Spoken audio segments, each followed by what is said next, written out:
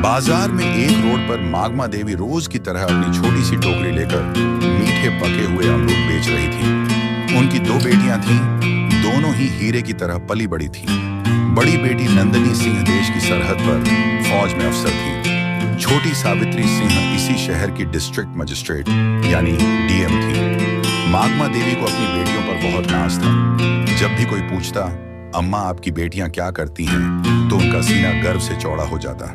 वह कहती एक देश की रक्षा करती हैं और दूसरी जिले की। लेकिन मागमा देवी आज भी कभी कभी बाजार में अमरूद बेचने बैठ जाती, पर अपनी बेटियों को कभी नहीं बताती। सब कुछ ठीक चल रहा था, तभी एक इंस्पेक्टर जिसका नाम अरुण चौधरी था अपनी बुलेट मोटरसाइकिल पर वहां आया। उसने बाइक सड़क किनारे रोकी और सीधा मागमा देवी की टोकरी के पास आकर खड़ा हो गया। अरुण ने टोकरी में से एक अमरूद उठाया और बिना कुछ कहे मुंह में डाल दिया। मागमा देवी थोड़ी सकुचाई और बोली, साहब अमरूद मीठे हैं, आप चाहें तो तोल दूं? अरुण चौधरी ने अकड़ते हुए जवाब दिया, हाँ दे 1 किलो। मागमा देवी ने कांपते हाथों से अमरूद तोड़कर पॉलीथीन में दे दिया। अरुण ने पैकेट लिया, फिर से एक अमरूद निकाला और सामने ही काट कर खाने लगा। कुछ देर तक चबाने के बाद उसने मुंह बनाते हुए कहा, ये क्या बेचा है तूने, एकदम बेस्वाद।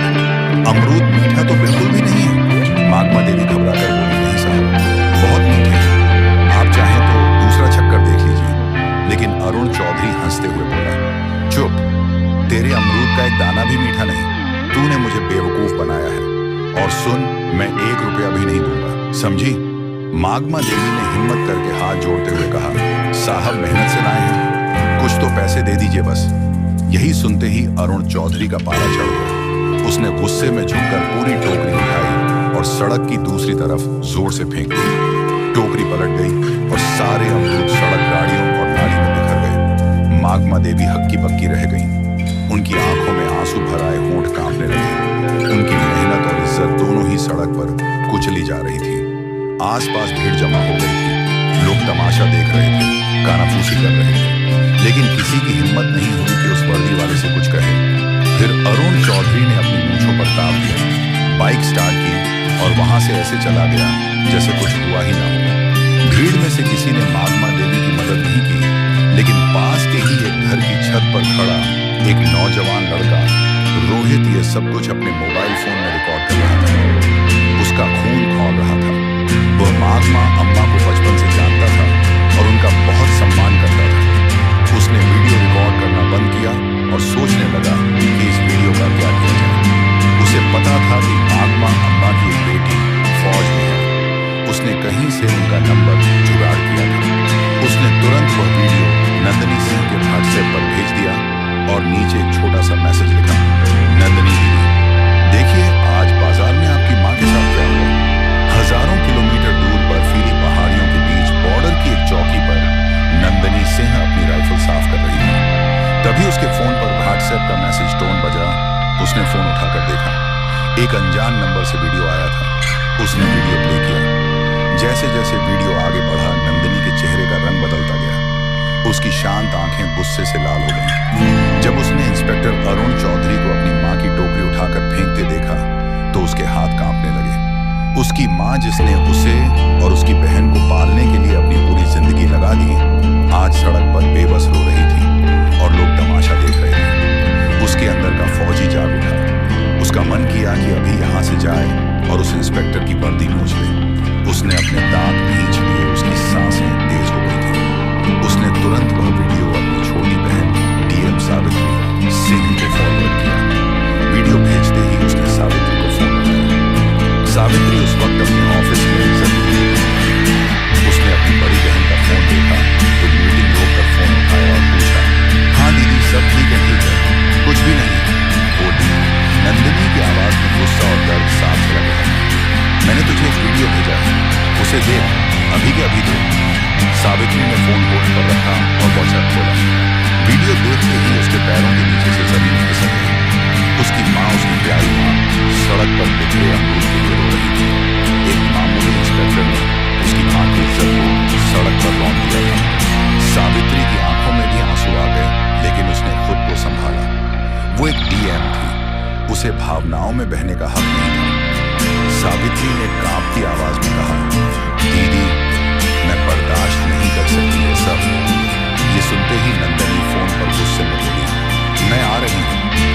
छुट्टी लेकर मैं उसको नहीं छोड़ूंगी। सावित्री नरम आवाज में बोली, नहीं दीदी, आपकी जरूरत देश की सरहद पर है। ये मेरा इलाका है, ये लड़ाई नहीं। माँ को इंसाफ मैं दिलाऊंगी, कानून के तरीके से। नंदिनी कुछ देर चुप रही। वह अपनी बहन की आवाज में छिपे इरादे को समझ रही थी। बोली, ठीक है, लेकिन उसे ऐसी सजा मिलनी चाहिए कि उसकी रूह कांप जाए। सावित्री ने कहा, आप चिंता मत करो दीदी, अब ये मेरा काम है, और फोन काट दिया। उसने मीटिंग में मौजूद सभी अफसरों से कहा, ये मीटिंग यहीं खत्म होती है, आप सब जा सकते हैं। सावित्री अपनी सरकारी गाड़ी में नहीं बल्कि एक प्राइवेट गाड़ी में बैठकर अपने पुराने घर की तरफ निकली। रास्ते में उसने अपने डीएम वाले कपड़े बदलकर एक साधारण सा लाल रंग का सलवार सूट पहन लिया। वह अपनी माँ के पास एक बेटी बनकर जाना चाहती थी, डीएम बनकर नहीं। जब वह घर पहुंची तो मग्न देवी एक कोने में चुपचाप बैठी थी। उनकी आंखें सूजी हुई थी। अपनी बेटी को अचानक देखकर वह घबरा गई। सावित्री, यहाँ सब ठीक तो है? सावित्री कुछ नहीं बोली। वो बस अपनी माँ के पास गई और उन्हें कस कर गले लगा लिया। माँ की गोद में सिर रखकर वह अपने आंसू नहीं रोक पाई। माँ, आपने मुझे बताया क्यों नहीं? मागमा देवी ने सिसकते हुए कहा, क्या बताती बेटी, मैं नहीं चाहती थी कि तुम लोगों को कोई परेशानी हो, और वह पुलिस वाला है। छोड़ उसकी बात, आज तो इतने दिनों बाद आई है, आज मैं बहुत खुश हूँ। सावित्री ने अपनी माँ के आंसू पोंछे और उनका हाथ अपने हाथ में ले लिया और बोला, अब आप गरीब और अकेली नहीं है माँ, आपकी बेटी इस जिले की मालिक है। मैं वादा करती हूँ, जिसने भी आपके साथ ऐसे दुर्व्यवहार किया है उसे उसकी कीमत चुकानी पड़ेगी। आपकी खोई हुई इज्जत में वापस लाऊंगी।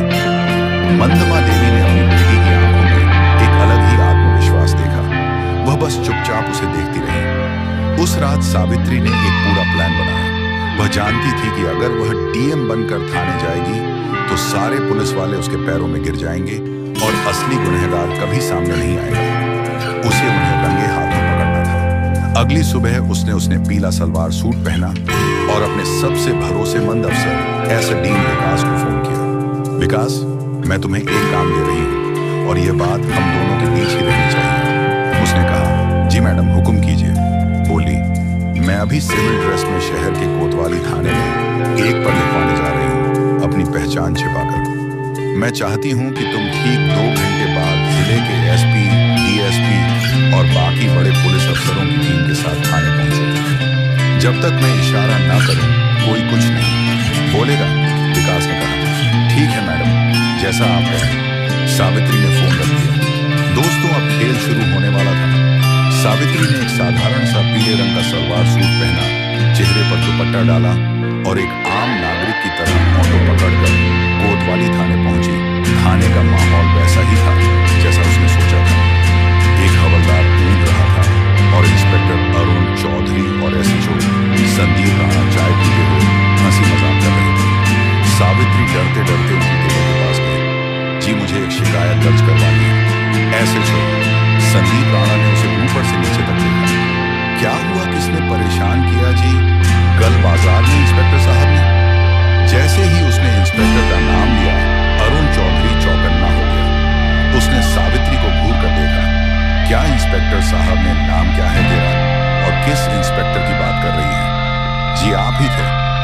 आपने कल बाजार में एक बुजुर्ग महिला के अमरूद की टोकरी सड़क पर फेंकी थी। मैं उनकी बेटी हूँ। सावित्री ने अपनी आवाज में थोड़ी घबराहट लाने की कोशिश की। ये सुनते ही अरुण और संदीप जोर जोर से हंसने लगे। ओहो, तो तू उस बुढ़िया की बेटी है? अरुण ने मजाक उड़ाते हुए कहा। तो क्या हुआ, सड़क पर गंदगी फैलाएगी तो लाठी पड़ेगी ना। चल भाग, यहां से कोई एफआईआर नहीं लिखी जाएगी। सावित्री ने थोड़ा साहस दिखाते हुए कहा, लेकिन ये गैर कानूनी है। आपने वर्दी का गलत इस्तेमाल किया है। एसएचओ संदीप गर्जा, तू हमें कानून सिखाएगी, ज्यादा जुबान चलाई तो तुझे ही अंदर कर दूंगा। सरकारी काम में बाधा डालने के जुर्म में निकल। यहाँ से सावित्री वहीं खड़ी रही और बोली, मैं पर लिखवाए बिना नहीं जाऊंगी। बहस बढ़ रही थी कि तभी एक हवादार भागता हुआ अंदर आया। उसकी सांसें फूल हुई थी। सर गंगा प्रसाद यादव जी थाने में आ रहे हैं। गंगा प्रसाद यादव का नाम सुनते ही अरुण और संदीप दोनों के चेहरे का रंग बदल गया। गंगा प्रसाद शहर का एक बहुत बड़ा और दबंग नेता था, जिसके इशारे पर पुलिस वाले नाचते थे। जैसे करंट लग गया हो। अरे जल्दी करो, गेट खोलो। संदीप ने हवलदार को डांटा और दोनों भागकर गेट की तरफ गए जैसे कोई बहुत बड़ा साहब आ रहा हो। एक सफेद सफारी गाड़ी थाने के अंदर आकर रुकी। उसमें से सफेद कुर्ता पायजामा पहने गंगा प्रसाद यादव उतरा। अंदर आते ही उसने अपने मजाकिया अंदाज में कहा, क्या हाल है चौधरी? काम धाम अच्छा चल रहा है ना? कोई मुर्गा उर्गा फंसाया कि नहीं? आज अरुण और संदीप हाथ जोड़कर मुस्कुराने लगे। अरे साहब, आपकी कृपा है, आइए बैठिए। लेकिन तभी गंगा प्रसाद की नजर कोने में खड़ी सावित्री स्त्री पर पड़ी। सावित्री को देखते ही उसके चेहरे की हंसी गायब हो गई। उसके माथे पर पसीना आ गया और उसके होश उड़ गए। वह जिस लड़की को एक आम लड़की समझ रहा था, उसे पहचानते ही उसकी सिट्टी पिट्टी गुम हो गई। वह तेजी से आगे बढ़ा और सावित्री के सामने जाकर हाथ जोड़कर खड़ा हो गया। उसका सिर झुका हुआ था। नमस्ते मैडम, आप यहाँ इस वक्त मुझे फोन कर लिया होता, मैं हाजिर हो जाता। उसकी आवाज में हकलाहट साफ थी। इंस्पेक्टर अरुण और एसएचओ संदीप हैरान रह गए। उनकी आंखें फटी की फटी रह गई। यह हो क्या रहा है? यह तो उस बुढ़िया की बेटी है गंगा प्रसाद जी। इसके सामने हाथ क्यों जोड़े खड़े हैं? जिस गंगा प्रसाद यादव के सामने पूरा झेला झुकता है, वह इस साधारण सी दिखने वाली लड़की के सामने हाथ जोड़े क्यों खड़ा है? ये लड़की है कौन? अरुण ने धीरे से संदीप से पूछा। ये क्या हो रहा है? संदीप ने भी घबराहट में सिर हिला दिया। इससे पहले कि वे कुछ समझ पाते, थाने के बाहर गाड़ियों के रुकने की आवाज आई। एक के बाद एक लाल बत्ती वाली गाड़ियां थाने के सामने आकर रुकी। गाड़ियों से डीएसपी, एसडीएम और जिले के कई बड़े आईएएस एंड आईपीएस अफसर उतरे और तेजी से थाने के अंदर आए। वे सब आकर चुपचाप सावित्री के पीछे लाइन बनाकर खड़े हो गए, जैसे अपने सीनियर को रिपोर्ट कर रहे हैं। अब थाने में सन्नाटा था। सिर्फ पंखे की घर घर की आवाज आ रही थी। अरुण चौधरी और संदीप राणा पत्थर के बुद्ध बन चुके थे। उनके हलक सूख गए थे, माथे पर पसीने की बूंदें चमक रही थी। तभी डीएसपी ने आगे बढ़कर गुस्से में अरुण चौधरी की तरफ देखकर कहा, इंस्पेक्टर तमीज से खड़े हो जाओ। तुम जिले की डीएम मैडम सावित्री सिंह के सामने खड़े हो। डीएम मैडम, यह शब्द किसी बम की तरह थाने में फटा। अरुण और संदीप के पैरों तले जमीन खिसक गई। उन्हें लगा जैसे किसी ने उनके कानों में पिघला हुआ शीशा डाल दिया। वे कांपते हुए सावित्री को देखने लगे, जिसे वे कुछ देर पहले अमरूद वाली की बेटी कहकर बेइज्जत कर रहे थे। सावित्री की आंखों में अब एक आम लड़की की घबराहट नहीं, बल्कि एक डिस्ट्रिक्ट मैजिस्ट्रेट का रौब और गुस्सा था। उसने अपनी ठंडी और कड़क आवाज में कहा, inspector Arun Chaudhary and SHO Sandeep Rana दोनों की आत्मा तक कांप गई। You are suspended with immediate effect. Savitri ने आदेश दिया। एसडीएम साहब, इन दोनों के खिलाफ वर्दी की घास दिखाने, एक आम नागरिक को अपमानित करने और अपनी ड्यूटी ना करने के जुर्म में फर्ज दर्ज कीजिए। साथ ही इनके खिलाफ एक विभागीय जांच भी बिठाई जाए। एसपी साहब ने तुरंत अपने मातहतों को इशारा किया और दोनों इंस्पेक्टरों की बेल्ट और टोपी उतरवा दी गई। कल तक जो शेर बने घूम रहे थे, आज भीगी बिल्ली की तरह सिर झुकाए खड़े थे। तभी नेता गंगा प्रसाद यादव ने हिम्मत करके कहा, मैडम नादान है, गलती हो जाती है, माफ कर दीजिए, मैं समझा दूंगा इनको। सावित्री ने घूमकर गंगा प्रसाद को ऐसी नजरों से देखा कि वो कांप गए। नेताजी, यह नादान नहीं, सरकारी वर्दी में छुपे गुंडे हैं, और जहां तक समझाने की बात है तो अब इन्हें कानून समझाएगा। और बेहतर होगा कि आप इस मामले से दूर रहें, वरना जांच की आंच आप तक भी पहुंच सकती है। गंगा प्रसाद यादव का चेहरा सफेद पड़ गया। वह समझ गया कि इस नई डीएम से टकराना आसान नहीं है। वह चुपचाप सिर झुकाकर वहां से खिसक गया, लेकिन उसकी आंखों में एक अजीब सी नफरत और गुस्सा था जो सावित्री ने पढ़ लिया था। अगली सुबह सब समझ रहे थे कि डीएम बेटी ने मां को इंसाफ दिलाया। सब कुछ ठीक लग रहा था, लेकिन सावित्री एक दिन रात को जब खाना खा रही थी, तभी उसके पर्सनल फोन पर एक अननोन नंबर से कॉल आया। उसने फोन उठाया। हेलो। दूसरी तरफ से कोई कुछ नहीं बोला, बस एक भारी सांस लेने की आवाज आई। फिर एक बदली हुई मशीनी आवाज में कोई बोला, डीएम साहिबा शहर में नहीं, वो ज्यादा उड़ने की कोशिश मत करो। इंस्पेक्टर तो बस मोहरे थे, खेल तो अब शुरू होगा। सावित्री ने कड़क आवाज में पूछा, कौन बोल रहा है? वही जिसकी दुम पर तुमने पैर रख दिया है, कहकर उस आदमी ने फोन काट दिया। सावित्री के माथे पर चिंता की लकीरें उभर आई। वह समझ गई थी कि गंगा प्रसाद यादव इतनी आसानी से हार मानने वालों में से नहीं है। ये लड़ाई अभी खत्म नहीं हुई है, बल्कि अब और भी ज्यादा खतरनाक होने वाली है। उसे अब सिर्फ अपनी मां की इज्जत ही नहीं, बल्कि उनकी जान की भी फिक्र होने लगी थी। उसने तुरंत ही एसपी को फोन किया और अपनी मां के घर के आसपास सारी बस्ती में 2 पुलिस वालों को तैनात करने को कहा। वह अपनी मां को डराना नहीं चाहती थी, लेकिन कोई भी खतरा मोल लेना भी नहीं चाहती। अगले कुछ दिन शांति से गुजरे। सावित्री को लगा शायद उसकी चेतावनी काम कर गई और गंगा प्रसाद यादव पीछे हट गया है, लेकिन वह तूफान से पहले की शाम थी। एक सुबह जब मागमा देवी बाजार में अपने अमरूद की टोकरी लगाकर बैठी ही थी कि अचानक पुलिस की 3 गाड़ियां वहां आकर रुकी। उनमें से एक नया इंस्पेक्टर उतरा जिसे सावित्री नहीं जानती थी। उसने मागमा देवी की टोकरी की तरफ इशारा करते हुए कहा, हमें सूचना मिली है कि इन अमरूदों की आड़ में नशीले पदार्थों की तस्करी हो रही है। तलाशी लो। इससे पहले कि कोई कुछ समझ पाता, एक सिपाही ने अमरूदों के नीचे से भूरे रंग के नशीले पदार्थ निकाले और चिल्लाया, असर मिल गया। नशीला पदार्थ बाजार में हड़कंप मच गया। लोग कानाफूसी करने लगे। देखो, डीएम की मां नशीले पदार्थ बेचती है। मागमा देवी सन रह गई। वह रोते हुए बोली, नहीं साहब, ये मेरा नहीं है। किसी ने मुझे फंसाया है, लेकिन किसी ने उनकी एक न सुनी।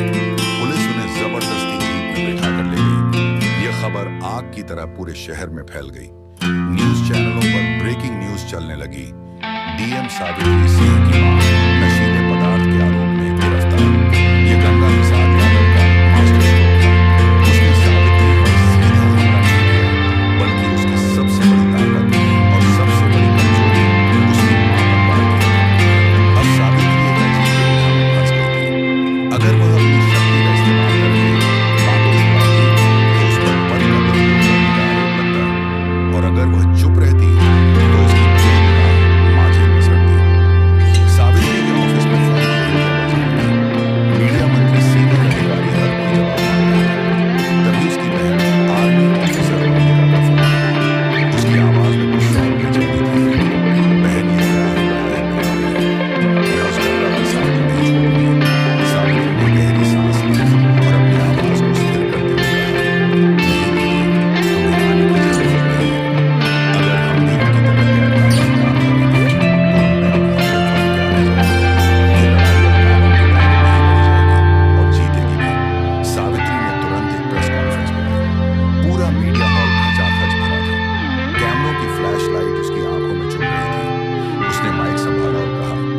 जानती हूं आप सबके मन में क्या सवाल है।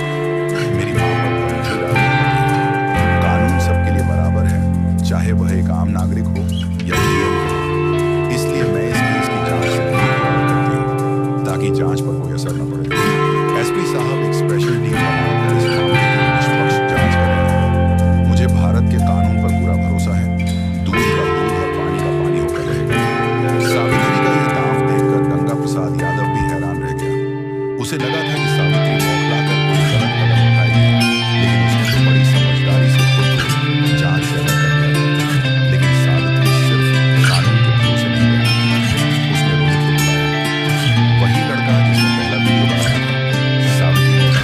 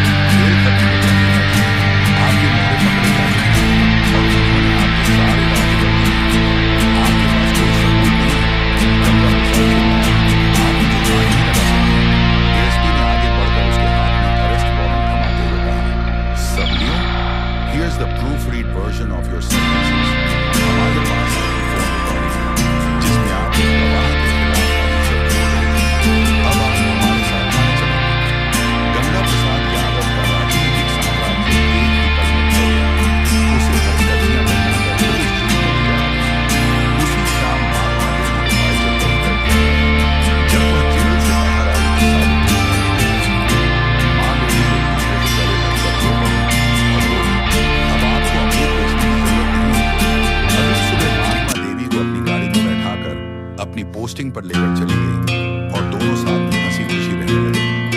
जब उसकी बड़ी बहन की आर्मी से छुट्टी मिलती तो वह भी आ जाती। तीनों साथ में हंसी खुशी रहते। तो दोस्तों, ये कहानी केवल मनोरंजन और शिक्षा के उद्देश्य से बनाई गई है। इसमें दिखाए गए सभी पात्र, घटनाएं और संवाद काल्पनिक हैं। किसी भी वास्तविक व्यक्ति, संस्था या घटना से इनका कोई संबंध नहीं है। कृपया इसे केवल कहानी के रूप में देखें और इसका आनंद